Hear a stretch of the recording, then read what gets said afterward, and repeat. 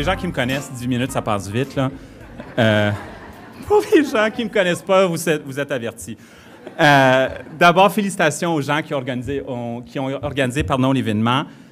Sommet sur la transmission linguistique, à ma connaissance, ça ne se fait même pas à Ottawa, qu'on parle de choses importantes comme ceci. C'est terriblement important pour moi sur le plan linguistique et personnel. J'ai une petite fille de 5 ans et demi et moi, je vis ce que certaines et certains d'entre vous vivez à la maison. Je le vis évidemment également au travail. Et quand la juge Russell a dit que le français ici était voué à l'échec et donc que ça ne valait pas la peine de dépenser de l'argent pour construire des écoles, pour les maintenir, bien, moi aussi, ça m'a blessé.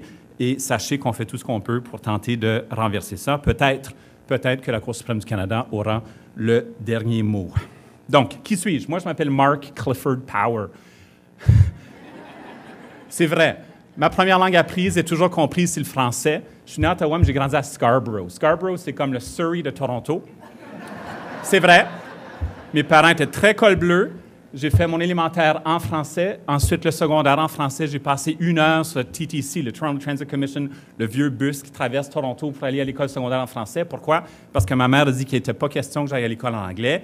À l'époque, mon père, qui est anglophone, qui parle un français atroce, mais bon, avec tout un accent, mon père avait peur que je ne puisse pas évoluer dans le monde, le vrai monde, parce qu'il avait peur que je n'apprendrais pas l'anglais. Bien, me voici, je m'exprime très bien en anglais et en français, j'apprends d'autres langues, c'est possible. Ici, je m'adresse aux plus jeunes dans la salle, que ne laissez pas les gens vous dire qu'en allant au secondaire en français, que vous allez mettre à risque votre chance d'aller à SFU, à UBC ou ailleurs. C'est de la foutaise. Restez dans le système francophone. Ma déformation professionnelle, c'est d'être avocat, puis là, il me reste 8 minutes. Et Marie-André Asselin m'a demandé d'essayer de faire 2 choses. La première, c'est d'expliquer en 8 minutes l'article 23 de la Charte. La seconde, c'est une question encore plus pointue, juridique. Donc, je m'aventure. Au Canada, il existe des gens qui sont des ayants droit. Qu'est-ce qu'un ayant droit? Ce sont des parents qui ont le droit d'inscrire leurs enfants dans une école du CSF. Ce sont des droits qui sont garantis par la Constitution. La Constitution, ça ne change pas du jour au lendemain, ça prendrait la formule d'unanimité. Il faudrait tant que Terre-Neuve, Québec et Victoria s'entendent pour changer la Constitution. Ces droits-là sont aussi solides que l'égalité entre hommes et femmes, aussi solides que la liberté d'expression. Ces droits-là s'appliquent à qui? Ça s'applique aux gens dont la première langue apprise est toujours comprise est le français, ou est le français et une autre langue. Ici, je m'adresse aux immigrants, aux réfugiés, aux gens qui sont venus solidifier notre francophonie, la rendre plurielle, ça vous inclut. Les gens qui ont le français et une autre langue comme première apprise toujours comprise, ça vous inclut aussi, vous êtes ayant droit dans cette première catégorie. La deuxième catégorie sont les gens qui, sans égard à leur première langue apprise et toujours comprise, sont des gens qui ont fait leur éducation primaire dans une école de langue française. Que ce soit au Québec, que ce soit ailleurs au Canada, bien, pour nos fins en tout cas, que ce soit ailleurs au Canada, que ce soit dans une école du CSF, si vous avez fait vos études primaires en français, vous devenez ayant droit. Enfin, la troisième catégorie sont les gens qui auront réussi à convaincre le CSF de les laisser rentrer dans une école.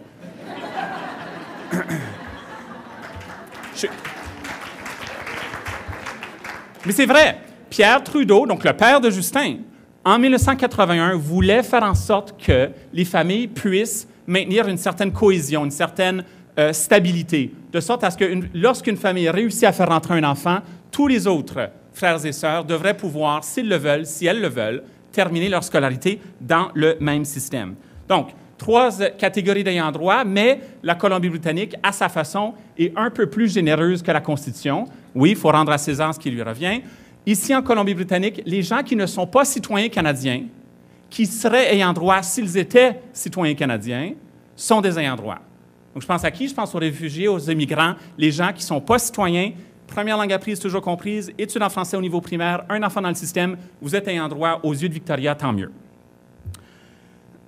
Bon, ces fameux ayants droit-là ont droit à quoi? En fait, non, un point, je suis tellement... Combien êtes-vous? Combien êtes-vous d'ayants droit? Combien sommes-nous d'ayants droit en Colombie-Britannique? Impossible de le savoir. Impossible. Pourquoi? Comment est-ce même possible qu'on ne puisse pas le savoir? Parce que le recensement Statistique Canada ne vous compte pas.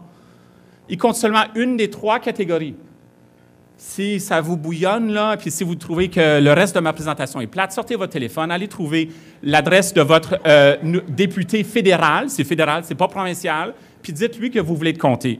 Maudit, on modifie le recensement pour poser des questions au sujet de la marijuana. C'est peut-être une bonne chose, sans compter les ayants droit. En tout cas, on ne sait pas combien on est, mais on est plusieurs.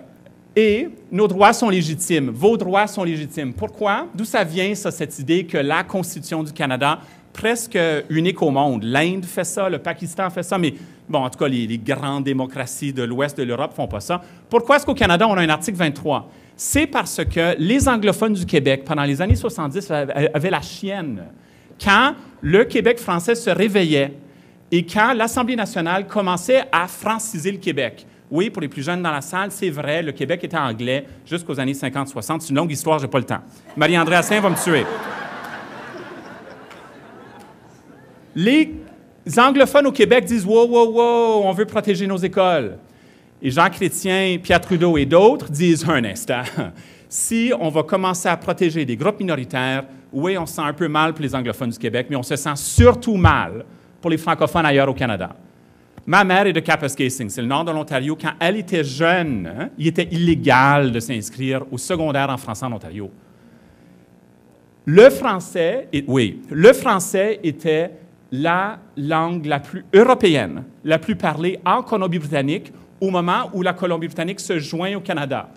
Évidemment, les Autochtones se sont fait avoir complètement. Ça, c'est un autre défi majeur et M. Lagacé l'a souligné. Je ne suis pas ici pour en parler, je n'ai pas le temps. Moi, ce que je veux vous dire, c'est que le français en Colombie-Britannique est tout aussi légitime politiquement sur le plan de l'histoire que l'anglais, malgré le fait que ce soit British Columbia. Kelowna, à l'origine, c'était Lance au sable. Il y avait des écoles de langue française avant l'admission de la Colombie-Britannique dans la province. Le premier quotidien, le premier journal, oui, ça existait dans le temps, là, avant les téléphones, était en français. Le premier hôpital à Victoria était un hôpital francophone. On a effacé notre histoire. L'un des défis ici, c'est de la retrouver. Bon, les ayants droit ont droit à quoi? Bien, ils ont un droit à l'instruction MA12 en français avec des francs départ là où il y a de la place. Ça prend bien des avocats pour avoir une condition comme celle-là, mais c'est ce que la juge a dit. Donc, on a droit à l'instruction. On a droit à une instruction qui est fondamentalement équivalente à ce qui est offert en anglais dans des immeubles qui vous appartiennent, que vous gérez, et des immeubles, des édifices qui sont tout aussi bons que les édifices des anglophones. On a aussi droit à gérer ces écoles-là. On a droit à contrôler jusqu'à un certain point le curriculum. Puis dans la mesure où les cours d'histoire ne reflètent pas la véritable histoire de la Colombie-Britannique, de sorte à inclure la francophonie, vous avez le droit à diriger la barque autrement pour modifier ce curriculum-là pour refléter notre véritable histoire. Fondamentalement, ce que les tribunaux nous disent, malgré la juge Russell, souhaitons que ça soit renversé en appel, mais tous les autres juges du Canada nous disent que l'article 23 a pour but de corriger les torts du passé, corriger le fait que la majorité a voulu tenter d'effacer le français, comme les langues autochtones de la carte, nous donner une chance à tenter de stabiliser la barque, d'accueillir des nouveaux membres, de rendre notre francophonie plurielle et d'imaginer un monde où on a moins de colloques sur la transmission linguistique et plus sur, plus positif, là, sur un avenir plus prometteur sans menace. Nos écoles sont censées servir de foyers de transmission, mais aussi de centres communautaires, de centres qui permettent à la communauté de se regrouper, de se rassembler, de respirer. Ce n'est pas juste moi qui le dis, c'est la Cour suprême du Canada qui le dit. Peut-être aura-t-elle à se prononcer encore une fois dans vos affaires, mais ça, ce n'est pas une décision qui me revient. Je pense que malgré tout, et malgré la frousse que j'ai donnée à la modératrice, je pense avoir respecté la consigne de temps. Je ne suis pas trop gêné, comme vous avez peut-être remarqué. À la pause, au dîner, venez me voir, ça me fera plaisir de reprendre la discussion. Merci, bon congrès.